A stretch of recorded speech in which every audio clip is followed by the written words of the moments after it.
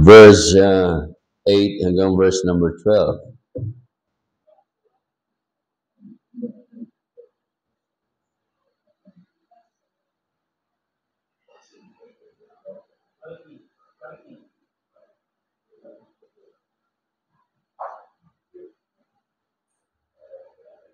Kita nyo na mga kapatid?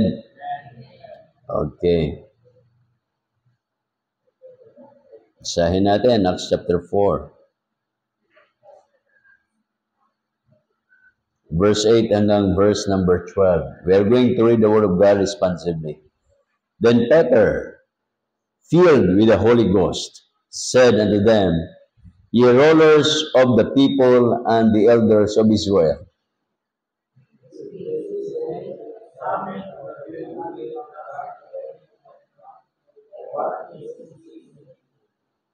be it known unto you all, and to all the people of Israel, by the name of Jesus Christ of Nazareth, whom ye crucified, whom God raised from the dead, even by him doth this man stand here before you whole.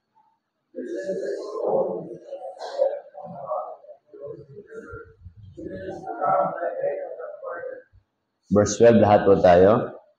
Neither is there salvation in any other, for there is none other name under heaven given among men, whereby we must be saved. Tayo po ay manalangin. Heavenly Father, we thank you so much for the reading of your words tonight. I pray, the Father, na kayo po patuloy na kumilos sa bawat isa sa amin. Lahat na ito ang idadalangin, pinapasalamatan sa matamis sa pangalan ni Kristo sa aming Diyos o Baligtas. Amen. God bless, be seated. So we are going to talk about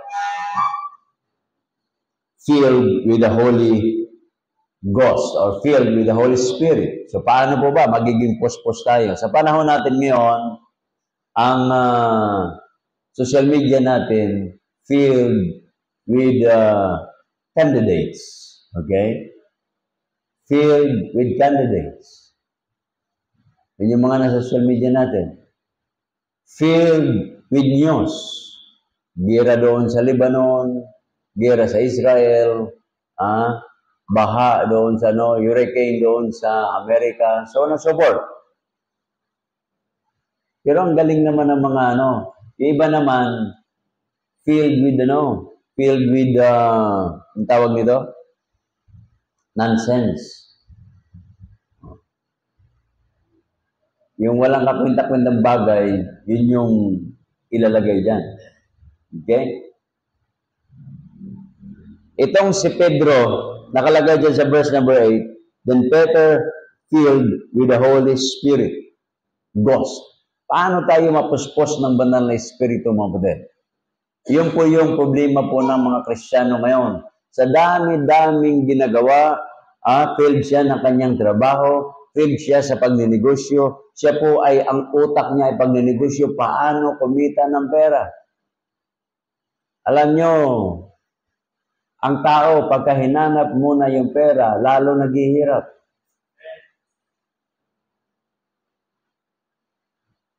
Ang common thinking ng yung mga Lao people, yung mga taga-Laos. Di ba? Laos kayo doon. Ang lagi nilang hinahanap ay pera. Minsan yung pera, ginagawa na nilang Diyos. Sa kakahanap ng pera, hindi nila masumpungan ng Diyos na siyang nagbigay ng pera. Ganon din ng mga tao sa Africa. Ang hinahanap nila yung ginto, gold. Pero yung mga tao sa Amerika, hinanap nila God. Sino mas mayaman? Diba? So yun po yung pagkakaiba. Siguro sa simula, may pera ka, may gagastusin ka, pero pag wala ang Diyos na magturo sa iyo, maglagay sa iyo kung paano manatili yung pera, yun po yun. Okay? Kaya sa banal na kasulatan sa Mateo, anong sabi doon?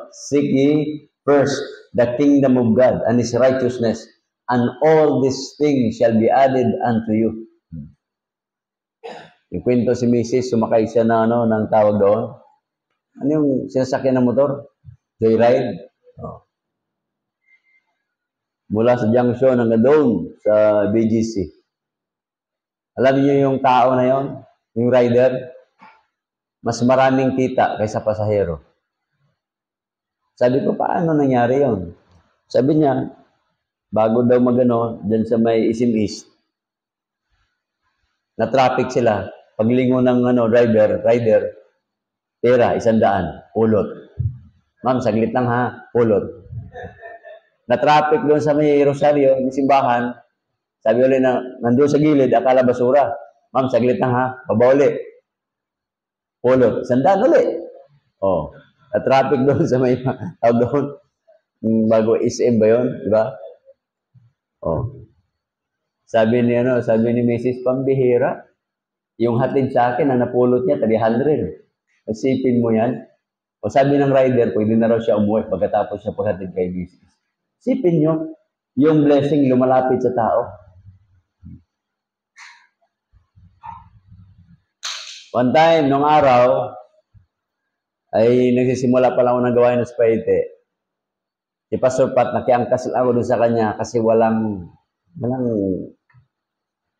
nakiangkas lang ako, dalawang pera eh. Si Pastor Pat, walang panggasolina. Walang panggasolina. Sabi niya, kaya kitang ihatid. Ang problema, hindi ko na maibalik ng motor. Kalahin mo yung kalsada, kumislap. Kumislap yung kalsada. Binalikan niya. Kwintas pala yun. Kwintas. Pagdating siniluan, alam mo ginawa nung Pastor Pat? Pumunta sa laan. 15,000. Pambihira, mamahalin pala ito. Nung araw, mga early 90s, pag meron kang gamit na gano'n, na 15,000, medyo mahalin na yon. Di ba? Mamahalin na yon, 15,000. Blessing ang naman. Pag ginawa naman Diyos, may mga blessing na kusang darating. Okay?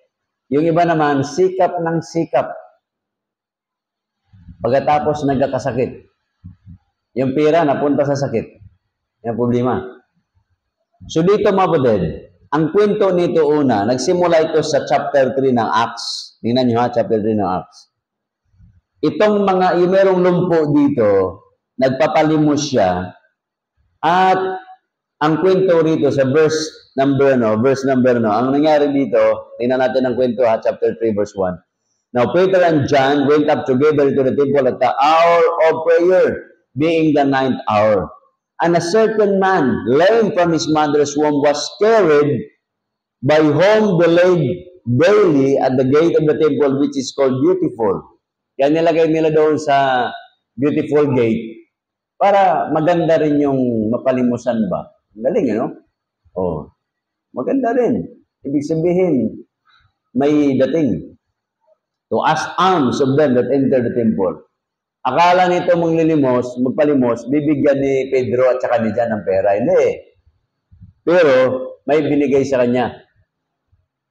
Yung kagalingan. Kaya nagumaling ito eh. Ngayon, ang nangyari dito, tingnan nyo ha, pagdating sa verse number 10, and they knew that it was he which sat for alms at the beautiful gate of the temple. And they were filled with wonder. Yung mga tao doon, they were not filled with the Holy Spirit. They were not filled with chismis. Ito, filled with wonder. Nagtataka sila anong nangyayari. And sometimes tayo po mga kapatid, sa buhay natin, pag nasa kalye kayo, you are filled with anger. Pag nasa kalye kayo. Lalo na, halimbawa, katabi mo, yung nanggitata na basura by others, tapos talsikan ka, may naka-uniforme ka pa. Oh. Yung pabango mo, nagbago.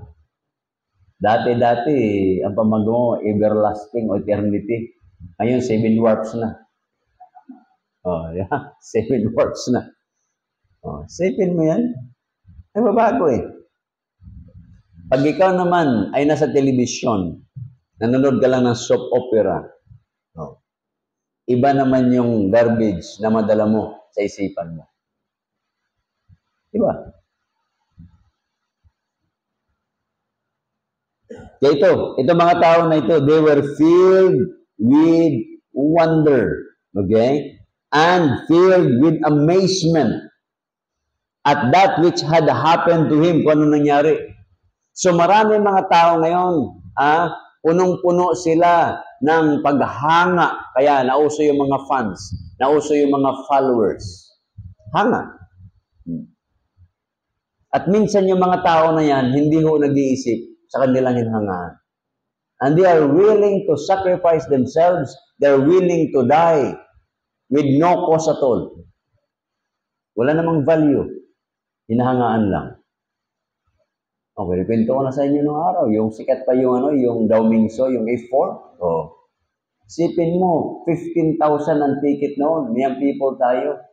Aatin doon sa Pasay. Oh. Naulanan, nagutuman. Nandoon siya ang concert. Hapon pa, alas 5 yata ng hapon o gabi, mga alas 6. Siya nandoon na. Madaling araw umalis. Walang tulog yan. Nag-aabang doon para makuha lang yung pinakamalapit, di ba? Pero pagdating sa gawain ng Panginoon, wala. Oh. Tapos may gana pa magsabi sa akin, Pastor, mag-pray niyo po ako, may sakit po ako. O ba't ka nagkasakit? Kasi po, umatin ako ng concert. Bahala kang matay yung sarili mo. Kung nagkasakit ka na sa Bible study ka, nasusulwinin ka, pag-pray kita bahala ka dyan. Mag-pray ka ng iyo. Diba? Yun po yan So ito mga kapatid, Spirit-filled life, number 1. The believer needs the filling of the Holy Spirit. Ako kailangan ko, kailangan nyo rin. We need the filling of the Holy Spirit. Yung motor, biyahe ng biyahe kayo, yung kotse biyahe kayo. Aba, ako nga, nagtataka nga ako sa D-Max 3 days ko nang ginagamit, hindi buwababa by ters yung gauge. Sabi ko, delikado to. Thursday na ngayon. Last week ko pag ginasan yan Sabi ko, bakit ka hindi buwababa ito? O kahapon, nasa Kasinay kami, pag-ganong-ganong kami, Gumanaw, hindi man lang gumalaw. Pag ganun, hindi gumalaw. Pag ganun, hindi gumalaw. Sabi ko, nangyayari dito. Umalis ako ng bahay, pagdating ng bahay, ganun pa rin. Paayos Filled with the Holy Spirit yung tangke. Hindi naman, biro lang. Hindi walang kinalaman yun. Sabi ng isang pastor, maganda daw yung yung sasakyan mo, may nakalagay doon. Halimbawa, Vios E. Sabi ko, ibig sabihin noon, enough. Aba, okay Ayos yan. So ito mga kapatid, kailangan ko, kailangan nyo, kailangan lahat ng mga Kristiyano, filled with the Holy Spirit. Bakit? To become strong in witnessing. Para tayo ay magiging matibay pag tayo po ay mag-share ng salita ng Diyos. Mga kapatid. Yung bang nandoon yung tawag doon, gabay, tulong ng banal na Espiritu na hindi ka mahiya. Ang mga Kristiyano ngayon, ang mga tao ngayon, pag nag-alok ng business, mag-alok ng produkto, mag-alok ng kung anong bagay ng social media, hindi po nahihiya yan. Pero pag pangalan ng Panginoon, kaligtasan na, nahihiya. So kailangan natin ng puspos ng banal na Espiritu upang tayo ay huwag mahiya. Okay? Ito po yung ginamit nila ni Pedro dito. Diba? Chapter 4, yung binasa po natin dito. Filled, nakalagay dyan, verse number 7, number 8. Then Peter, filled with the Holy Ghost. Nung siya po'y napuspos ng banal na Espiritu, nangangaral po si Pedro. Kaya pagdating doon sa verse number 10, be it known unto you all, unto the people of Israel, that by the name of Jesus Christ of Nazareth, whom ye crucified. Galit na dito. Kayo, pinako nyo. Galit na si Pedro. Pagdating sa verse 12, ano sabi ni Pedro? Neither is there salvation of any other, for there is none other name under heaven given among men, whereby we must be saved. Nag-soul winning dito si Pedro. Audience niya yung mga tao. Nagsimula lang yung audience na yon doon sa pinagaling niya. Nung lumakad-lakad na, tatalon-talon na yung pinagalon niya, namangha yung mga tao. They were filled with amazement. They were filled with wonder. Dumami yung mga tao. Ginawa ni Pedro, take that opportunity. Kaya mga kapatid, pag may opportunity, gano'n. Nasaan si Brother John? O, Brother John, pag nag-ride siya eh. Oh. Soul winning siya eh. Di ba? So, gamitin niyo yung opportunity. Another one. Di ba? Under that, the believer needs the filling of the Holy Spirit in order to become strong in witnessing. Under that, para tayo po have a good reputation. Para tayo ay mayroong magandang reputasyon. Pag walang Holy Spirit sa iyo, you cannot say, it's only by the grace of God. Okay? Tingnan niyo chapter 6, verse number 3. Chapter 6, Acts chapter 6, verse number 3. Wherefore, brethren, look ye out among 7 men of honest report, full of Holy Ghost and wisdom. So makikita dyan, ibig sabihin tayong mga Kristiyano, we can identify somebody na yun ay puspos ng banal na Espiritu. Hindi puspos ng worldliness, hindi puspos ng knowledge, hindi puspos ng material things, hindi puspos ng mga ambisyon, hindi puspos ng mga kalayawan, puspos ng banal na Espiritu. Pagpuspos ng banal na Espiritu, honest report yan. Ay, ito, maganda ito. O, di ba? Yun po yan. Meron kang reputasyon na maganda. Kaya pagdating dito sa verse number 5, ano sabi dyan? Acts chapter 6, verse number 5. And the saying pleased the whole multitude, and they chose Stephen. Sino ba si Stephen? A man full of faith. So dito, you will know a person full of faith. Mag-soul winning ka, you will know a person full of faith. Alam mo na kagad na yung tao na yun, mayroong gusto. Gusto niya spiritual, gusto niya Diyos. At may tao naman, pag kinausap mo, wala po ang Diyos dyan. Kaya kagad eh. Sama ko sila. Doon kami sa may Makamot. Isipin nyo, nakarating kami sa Makamot kagabi. Oh. Maghahanap lang na masyeran. Baka, kasi mga kapatid, nung ako po inilihan si Pastor Bing, nung kinomission ako, ang sabi ko, Panginoon, give me a triple spirit of my pastor. Si Pastor Bing, ang nasimulan niyan kainta, Santa Cruz, at mabuhay 3. Ang hiningi ko, triple. Nangyari na. Siyam yun. Di ba? Paiti, nasimulan ko. O, di ba? Bae, nasimulan ko rin. Kami ni Pastor noon. Pagkatapos, yung pagsanghan, kasi yung mga membro doon, galing naman ng Paiti. 3, yung darangan. O, galing naman dito yan. Hindi mission yan eh. Para maintindihan ninyo, hindi mission yan. Ang tawag niyan, house church. Hindi rin pwedeng tawaging outreach yan.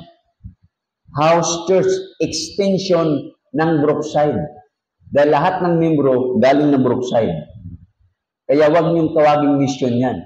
Itong ginagawa natin ngayon, na ako pupunta ng San Roque, pupunta ng Tanay, pupunta dyan ng tawag doon, ng De La Paz.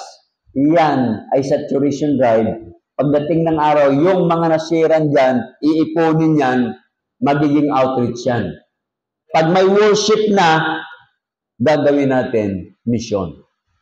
How many years na mission yan? I-organize into church. Ganon ang proseso. Sabi ko sa Panginoon, bihira.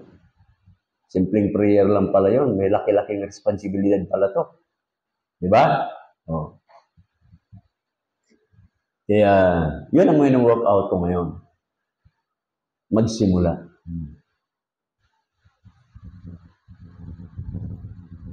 Paano kasi yung binangunan nung araw, nagsimula na dyan, sa munisipyo banda, wala, umalis yung inilagay ko doon. Tama ba, Tres, di ba? Dinalusaw yung gawain. Nagsimula kami sa floodway. Umalis din yung ano doon. Si Unal. Umalis din. Sira din yung gawain. So dalawa na. Na sinimulan ko, nalusaw. Tapos yung nilagay ko, lusaw Kaya kayo, pagka nilagay kayo, huwag kayong maging lusaw ha. Sa susunod, pagka naglagay ako, isama ko na sa panalangin. Pagka umalis sa Panginoon, patayin mo na. Hindi yung malusaw. Kaya malaman mo, pagka umalis, patay.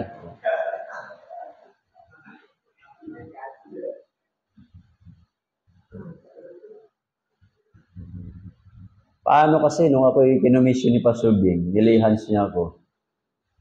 Kababasa ko lang noon ng Elijah at Elisha Kaya, concerned ako sa double portion of the Spirit Kaya ang ginawa ko, triple.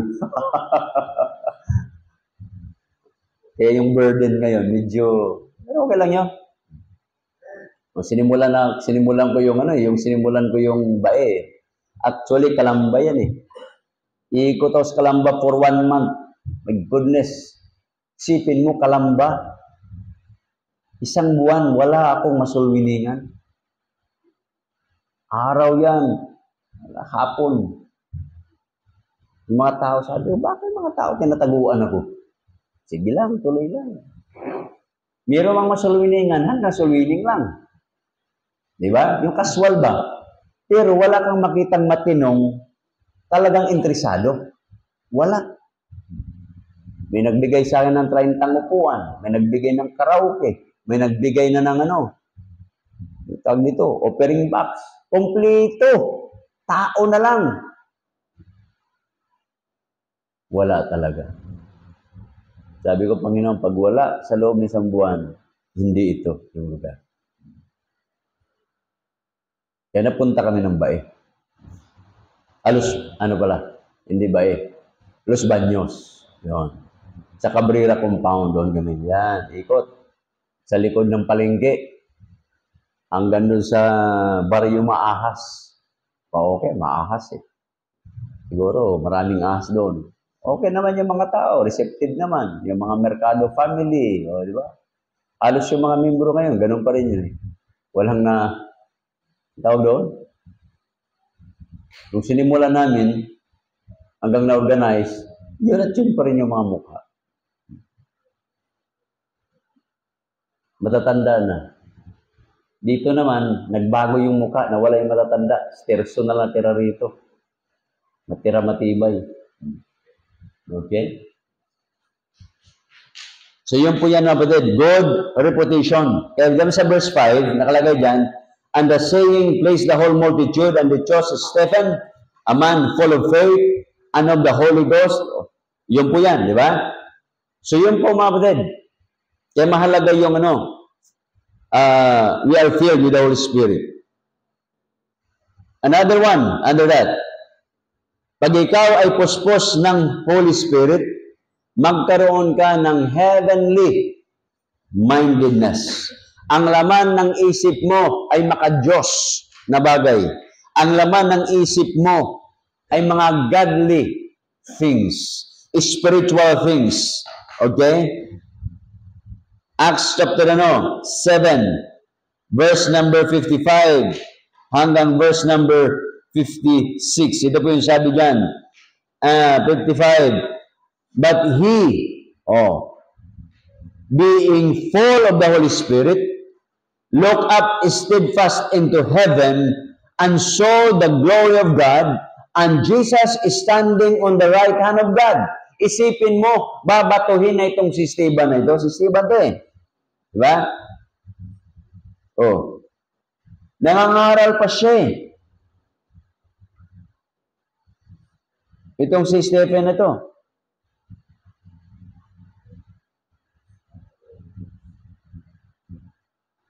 Kaya pagdating sa 59, and they stoned Stephen, calling upon God, saying, Lord Jesus, receive my spirit. And he knelt down and cried with a loud voice, Lord, lay not this sin to their charge. And when he had said this, he fell asleep. Isipin mo, ang tao pala pag full of the Holy Ghost, nakikita niya yung Panginoon sa kalangitan. Kita niyo nakalagay yun. Sabi niya, verse number 56, and said, Behold, I see the heavens open, and the Son of Man is standing on the right hand of God. Kaya mga tao na kinig sa Kanya, galit lalo sa Kanya. So the moment you speak about godly things, you speak about heaven, may mga taong magagalit sa iyo. Pero tuloy ka lang if you are filled with the Holy Spirit. Let the Spirit of God talk to that person. Kasi pag hindi pa kinausap, alam niyo ang tao, ma-realize lang naman nila yan eh. Kagabi, yung kausap namin, nagkwento, Pastor, yung ganito, yung sa kanto, yung may hardware, o na dati-rati ay napaka-isnabera. Nung nagka-cancer, ang bait na po. Nagpapatawag na ng Bible study. Ayos yun, ano? Kung kailan may cancer, saka bumait. Di ba? O, ganda. Kaya sabi ko, sige, minsan pasyalan natin. Sipin mo yan. Babait pala pag kami sakit na eh. Dalawa lang naman. Sulwiningan mo, talukin mo na St. Peter. Kita, malapit na eh. Diba? Alukin mo. O, diba? Pag sinabi, grabe ka naman, Pastor. Eh, doon naman punta mo eh. At least tumanggap ka sa Panginoon. Mahirap yan. Okay, diba? So, another one. So, pag tayo po ay filled ng Holy Spirit, tatayo tayo. We can stand against false teaching. Pagka ikaw po ay puspos ng banal na espiritu, alam mo na yung tinuturo ng iba, false spirit po yan. Diba? You can discern between the right and wrong. Kaya pagdating sa chapter 13, Acts chapter 13, verse number 8, ano sabi dyan? But Elymas, the sorcerer, for so is his name by interpretation, withstood them, seeking to turn away the deputy from the faith. So yung deputy ay kumilala na sa Diyos, tumanggap na sa Diyos, ay ililigaw pa. Maraming tao ganun. Tama na nga yung turo ng Biblia, ililigaw pa yan. Kaya kita mo, ang daming version ng Bible. Ang Pilipino, hindi natuwa sa King James, hindi natuwa sa ang Biblia. Gumawa pa ng Pinoy version. O pagdating ng araw, may Pinoy version na. Sunod doon, meron naman Visayas version. Bismin version, pambihira, no? Luzon version, magka-version na yan. Sunod doon, meron ng Ifugao version. Sunod doon, meron ng Bicolano version. Naloko na. Tama na yun. Kasi sa kadami-daming ka-translate niyan, lalong nagugulo.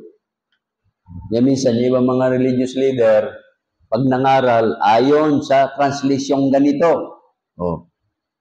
Dito po natin, pabor sa kanya eh. Pipiliin niya yung pabor sa kanya. Eh di hindi tayo gagamit ng King James. May sala tayo dyan. Kaya pipiliin niya. Ito po yung sabi ng paraphrase. Ito po yung sabi ng commentary. Hindi ganoon. Sabi ng Biblia, what the Bible says. Period. Okay? Yun lang. So, ano sabi dyan? Then Saul, verse 9, who is called Paul, filled with the Holy Ghost, set his eyes on him, and said, O full of all subtlety, and all mischief, thou child of the devil, thou enemy of righteousness, wilt thou not cease to pervert the right ways of the Lord? Ano nangyari dito? Nabulag. Nabulag yung tao. Yan nyo. Pagdating niya sa verse 11, and now behold, the hand of the Lord is upon thee, and thou shalt be blind, not seeing the sun for a season, and immediately there fell upon him a mist and darkness, and he went about seeking some to lead him by the hand. Di ba? Eh kung meron tayong milagro na ganyan, mag-soul winning ka, biglang may papasok-pasok na loko-loko. Sasabihin mo, mabulag ka. Pambihira, bulag na, no? Ayos yun, ah. Dami siguro tumanggap sa Panginoon, ano? Kaso lang, walang ganun, sa panahon natin. Kaya yung mga miracle, mga miracle healers dyan, kung totoo yan, dapat kukunti ang mga nag-aaral ng nursing. Kukunti ang nag-aaral ng pagka-doktor. Eh, hindi, dumadami. Dumadami ang hospital. Oh. Bakit? Sasabihin, yung cancer, gagalin sa prayer lang ni ganito. Oh. Yung lumpo, makalakad. Yung dating yung people sa Paiti, talagang hindi makalakad yun eh. Pinaatin nila sa Araneta Coliseum. Ayun. Pinatayo ng evangelist. Tumayo nga, pinalakad. Magdamag sila nag-prayer and worship. Kinabukasan, sinugod sa hospital yung ng people. 50-50. Sipin mo na napilit eh. Kita mo yung kalukuhan yan. Oh, nilalagay ba sa television yon na sinugod sa hospital yun? Hindi. Ang pinakita lang nila, nung service nila na nakatayo. Siyempre yung tao, tumayo nga! Out of hiya yun, tatayo yun. Di ba? Lumakad ka! Hakbang yun. Oh. Eh di sabihin mo, magaling na siya. O, kinabukasan, yari. Oh, napagod yung tao eh. Next to that, mabudod. Verse anong verse dyan? Ayun, naging blind na siya, di ba? Oh. Verse 12. Then the deputy, when he saw what was done, believed, being astonished at the doctrine of the Lord. Oh. Kita mo yan? Yun yung result.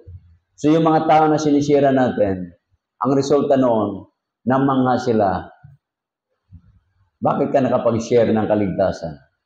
Di ba? Namangha sila dahil ginamit ka ng Panginoon.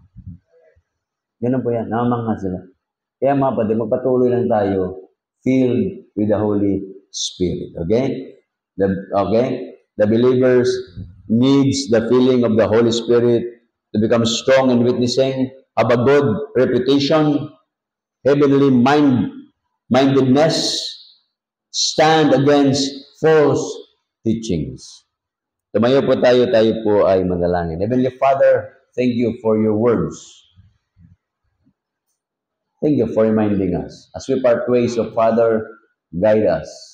Arinawa, mga kapatid po na ito, kami ay magiging puspos.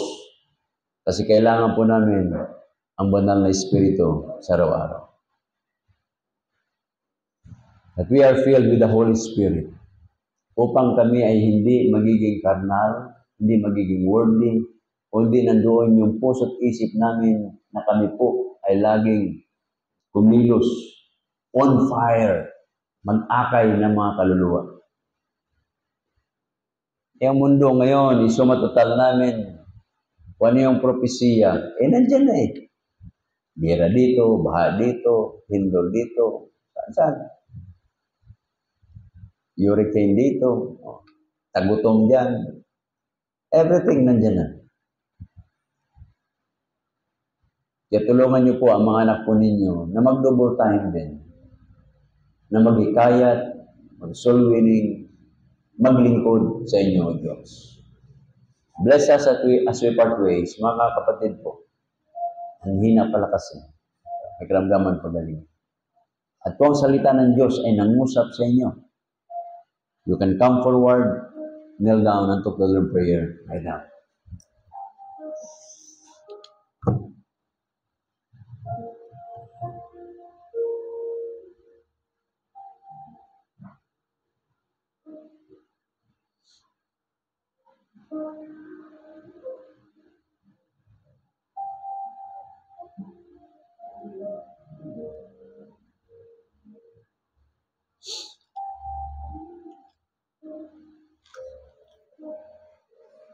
Thank you, Father, for your reminders. At hari nawa, ipagpalain niyo po kami, sa pamana disgrasya, mananghila palakasin, nakaramdaman pagalingin. At hari nawa, makita niyo bawat sa amin tapat, patuloy naglilingkod sa inyo hanggang sa dalawang pagbabalik. Bless us, O Father, at gamitin niyo po kami sa gawain po ninyo. Lahat na ito ang hindi dalangin pinapasalamatan sa matali sa plan Kristo Jesus, sa aming Diyos sa paligtas. Amen. Tawagin natin, Brother Joey, as we give our offerings tonight.